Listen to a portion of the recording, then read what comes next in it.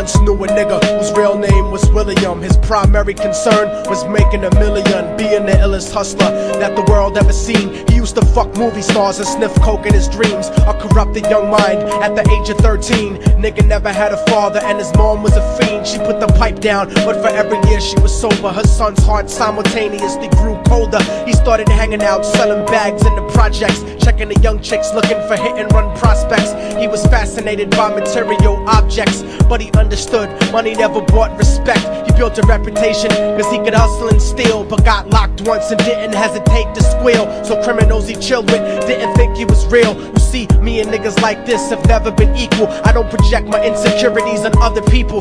He fiended for props like addicts with pipes and needles, and so he felt he had to prove to everyone he was evil. A feeble-minded young man with infinite potential, the product of a ghetto-bred capitalistic mental. Coincidentally, dropped out of school to sell weed, dancing with the devil, smoked until his eyes would bleed. But he was sick of selling trees and gave in to his greed.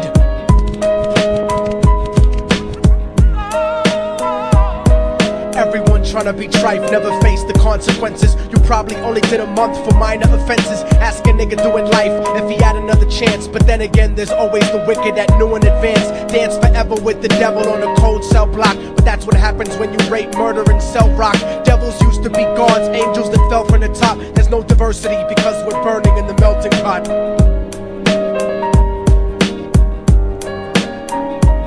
So Billy started robbing niggas, anything he could do to get his respect back in the eyes of his crew. Starting fights over little shit up on the block. Stepped up to selling mothers and brothers to crack rock. Working overtime, making money for the crack spot. Hit the jackpot and wanted to move up to cocaine, fulfilling the Scarface fantasy stuck in his brain. Tired of the block niggas treating him the same. He wanted to be major like the cutthroats and the thugs. But when he tried to step to him, niggas showed him no love. They told him any motherfucking coward can sell drugs. Any bitch nigga with a gun can bust slugs. Any nigga with a red shirt can front like a blood. Even Puffy smoked the motherfucker up in the club. But only a real thug can stab someone till they die. Standing in front of them, staring straight into their eyes, Billy realized that these men were well guarded, and they wanted to test him before business started. Suggested raping a bitch to prove he was cold-hearted. So now he had a choice between going back to his life or making money with made men. Up in the sight, his dreams about cars and ice made him agree a hardcore nigga is all he ever wanted to be. And so he met them Friday night at 2:45.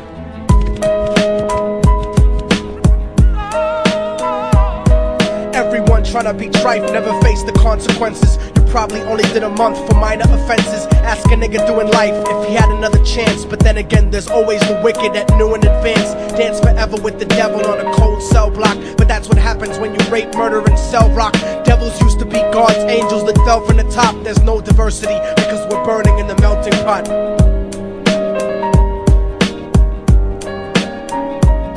They drove around the project slow while it was raining, smoking blunts, drinking and joking for entertainment, until they saw a woman on the street walking alone, 3 in the morning, coming back from work on the way home. And so they quietly got out the car and followed her, walking through the projects. The darkness swallowed her. They wrapped her shirt around their head and knocked her onto the floor. This is it, kid, now you got your chance to be raw. So Billy yoked her up and grabbed the chick by the hair and dragged her into a lobby that had nobody there. She struggled hard, but they forced her to go up the stairs. They got to the roof and then held her down on the ground, screaming, "Shut the fuck up and stop moving around." The shirt covered her face, but she screamed and clawed. So Billy stomped on the bitch till he broke in her jaw. Them dirty bastards knew exactly what they were doing. They kicked her until they cracked her ribs and she stopped moving. Blood leaking through the cloth, she cried silently. And then they all proceeded to rape her violently. Billy was made to go first, but each of them took a turn, ripping her up and choking her until her throat burned. A broken jaw mumbled for God, but they weren't concerned when they were done and she was lying bloody, broken and bruised. One of them niggas pulled out a brand new 22. They told him that she was a witness for what she'd gone through, and if he killed her, he was guaranteed a spot in the crew. He thought about it for a minute, she was practically dead, and so he leaned over and put the gun right to her head. I'm falling and I can't turn back. I'm falling and I can't turn back. Right before he pulled the trigger and ended her life, he thought about the cocaine with the platinum and ice, and he felt strong standing along with his new brothers. Cocked the gat to her head and pulled back the shirt cover, but what he saw made him start to cringe and stutter, cause he was staring into the eyes of his own mother. She looked back at him and cried cause he had forsaken her. She cried more painfully, and when they were raping her, his whole world stopped. He couldn't even contemplate. His corruption had successfully changed his fate, and he remembered how his mom used to come home late, working hard for nothing, cause now what was he worth? He turned away from the woman that had once given him birth, and crying out to the sky cause he was lonely and scared, but only the devil responded cause God wasn't there. And right then he knew what it was to be empty and cold, and so he jumped off the roof and died with no soul. They say death takes you to a better place, but I doubt it. After that they killed his mother and never spoke about it. And listen, cause the story that I'm telling is true, cause I was there with Billy Jacobs and I raped his mom too. And now the devil follows me everywhere that I go. In fact, I'm sure he's standing among one of you at my shows, in every street cipher listening to Little Thug's flow. He could be standing right next to you and you wouldn't know. The devil grows inside the hearts of the selfish and wicked. White, brown, yellow and black color is not restricted. You have a self-destructive destiny when you're inflicted, and you'll be one of God's children that fell from the top. There's no diversity because we're burning in the melting pot. So when the devil wants to dance with you, you better say never, because a dance with the devil might last you forever.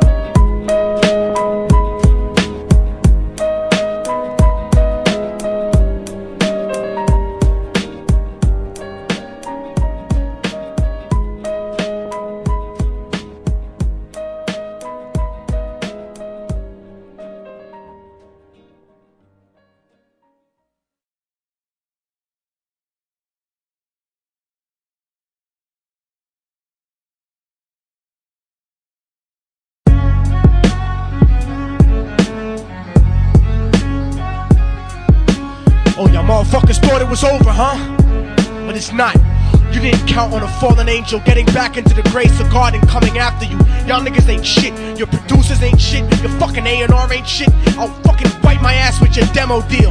Yo, Diabolic, take this motherfucker's head off! Go ahead and grip Glocks. I'll snap your trigger finger in 6 spots. You'll have to lip lock with hypodermic needles to lick shots. I watch you topple flat.